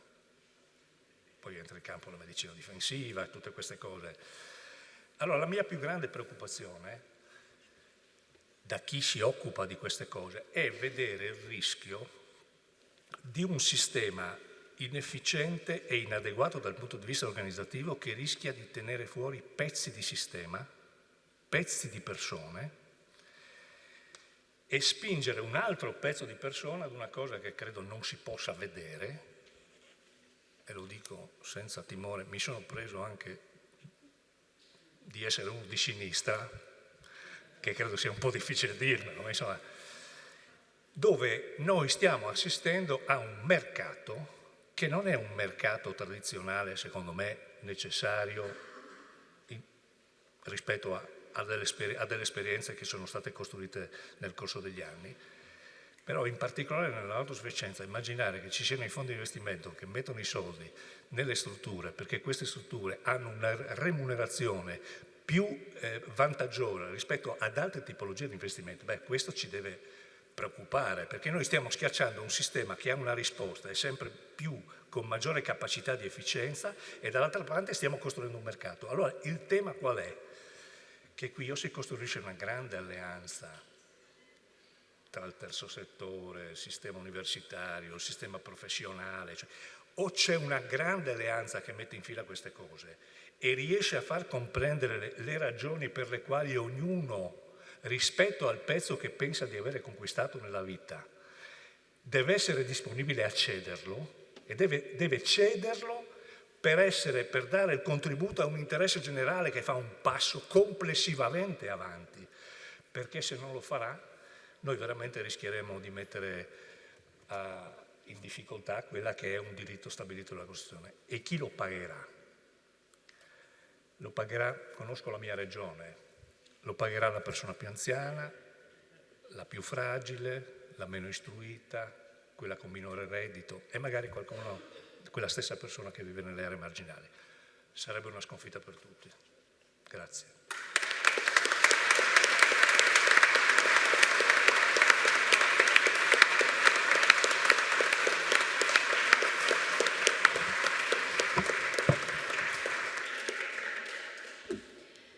Beh sì, ringraziamo assolutamente l'assessore per questa radiografia, per rimanere in tema estremamente onesta e spassionata, che richiederebbe di per sé, con tutti gli spunti che ci ha dato, una conferenza altrettanto strutturata e articolata. E invece passiamo allora velocemente alle domande. Questa è la prima? Sì. Leggo. Allora, se oggi, ci scrive uno di voi, credo, se oggi mancano persino i fondi per garantire il funzionamento ordinario del sistema sanitario, dalla manutenzione delle apparecchiature diagnostiche al personale medico, risulta difficile immaginare come si possa introdurre l'accesso libero alla facoltà di medicina. Un numero così elevato di nuovi studenti richiederebbe ingenti investimenti in spazi, laboratori e reparti universitari. Considerando Udine come esempio, quest'anno si sono iscritti 430 ragazzi a fronte dei 150 posti solitamente disponibili. Si potrebbe, qui veniamo alla domanda, si potrebbe ricorrere massicciamente alla didattica a distanza, ma ciò rischierebbe di compromettere la qualità formativa e di conseguenza la preparazione dei futuri medici. In queste condizioni la sostenibilità di un modello a numero aperto appare tutt'altro che scondata. Vede delle soluzioni? Io, dice chi ci scrive, no. Vado a rispondere, raccogliamo? E secondo me se sono tutte così articolate direi di rispondere one to one, no? Giusto? Anche perché le abbiamo selezionate. Con la tua capacità di sintesi. Luca. No, la capacità di sintesi, innanzitutto rispondo all'assessore. Il prossimo libro non lo scrivo sulla sanità, sto scrivendo un romanzo, stregato da Bulgakov, quindi sarà un romanzo, per cui ormai sulla sanità ho dato. Però condivido tutto quello che hai detto, per cui sono molto sensate le cose che hai detto, molto molto sensate, soprattutto quello che hai detto sulla non autosufficienza che mi preoccupa molto. E io direi, proprio per non cadere nel benaltrismo, c'è una riforma, vediamo come funziona. Sicuramente c'è il problema dell'edilizia universitaria, degli spazi, ma vediamo adesso quanti ne passano di questi studenti e come ho capito, quest'anno 430 ragazzi a fronte dei 50 iscritti, però devono fare gli esami, bisogna vedere qui quanti ne passano di questi 430 ragazzi. Bisogna vederla un po' in azione, probabilmente poi le cose si possono modificare anche in corso d'opera. Capisco il problema c'è tutto, però non si può neanche rimanere come prima, cioè i 300 medici dovuti chiamare da Cuba secondo me rimangono un dato di fronte al quale non ci si può chiudere gli occhi. Questa è più sintetica. Pensa che i medici di medicina generale debbano essere dipendenti del Servizio Sanitario Nazionale, visto che le attuali normative li definiscono liberi professionisti convenzionati? Io qui non posso rispondere perché potrebbe impegnare la Corte una cosa del genere. Dico solo che un amico medico, giovane, bravissimo, medico di medicina generale, mi dice io ci passerei immediatamente al Servizio Sanitario Nazionale perché almeno con lo stipendio che mi viene dato, con cui devo pagarmi l'infermiera, la segretaria e l'affitto dello studio, io non ci sto dentro. Se passassi sul Servizio Sanitario Nazionale lo farei subito perché non avrei queste spese. Per cui alcuni di questi medici sarebbero molto convinti di questa possibilità. E ancora medici, però si parla tanto dei medici, ma il comparto ormai si lavora per essere appena fuori dalla soglia di povertà. Non è assolutamente più attrattivo come lavoro essere infermieri, tecnici o operatori sociosanitari. Forse si dovrebbe fare un pensiero più concreto sia dal punto di vista economico, sia provando a ricreare un clima accogliente e di fidelizzazione del personale? Ecco, questo è un altro punto sicuramente, io l'ho già detto, no? I medici scappano all'estero anche perché, per esempio, in Germania un medico viene pagato esattamente il doppio di quanto viene pagato in Italia, il doppio proprio, il doppio, quindi non è proporzionale, la vita non costa il doppio in Germania, capite? Quindi noi abbiamo ormai un problema di remunerazione dei medici e soprattutto di certi settori dove poi poca fare attività poi professionale, no? Da questo punto di vista sì, degli infermieri anche, ma l'infermiere secondo voi può fare lo smart working, eppure lo smart working ormai fa parte di tutti i contratti, ma l'infermiere non lo può fare. Dobbiamo tenerne conto di questo, no? Quindi va considerato anche questo aspetto dal punto di vista delle retribuzioni. E poi dopo un altro problema secondo me è l'età pensionabile, cioè la pensione ormai è a un livello troppo basso, cioè dovresti poter mantenere nel pubblico, perché poi cosa succede? Che uno se ne va nel privato, ma al massimo della sua... Sai quant'è l'età pensionabile oggi per i medici? Mi sembra... Quant'è? 70? 70 anni, un medico a 70 anni ancora può dare tantissimo, cioè a mio avviso. Se tu dici tu nel pubblico devi per forza andare in pensione secondo una norma che è nata nel 1992 quando l'età media era un'altra, poi è stata aggiornata nel 2000, vabbè comunque 25 anni fa, e lui va poi nel privato e lì continua a lavorare portandosi anche i pazienti che c'aveva dietro. Quindi, per cui secondo me per esempio un aumento dell'età pensionabile si potrebbe ipotizzare, no? Da questo punto di vista. L'altro problema sono i gettonisti, ma ha senso che un medico è così poco pagato che preferisce andare a fare il gettonista perché così guadagna di più?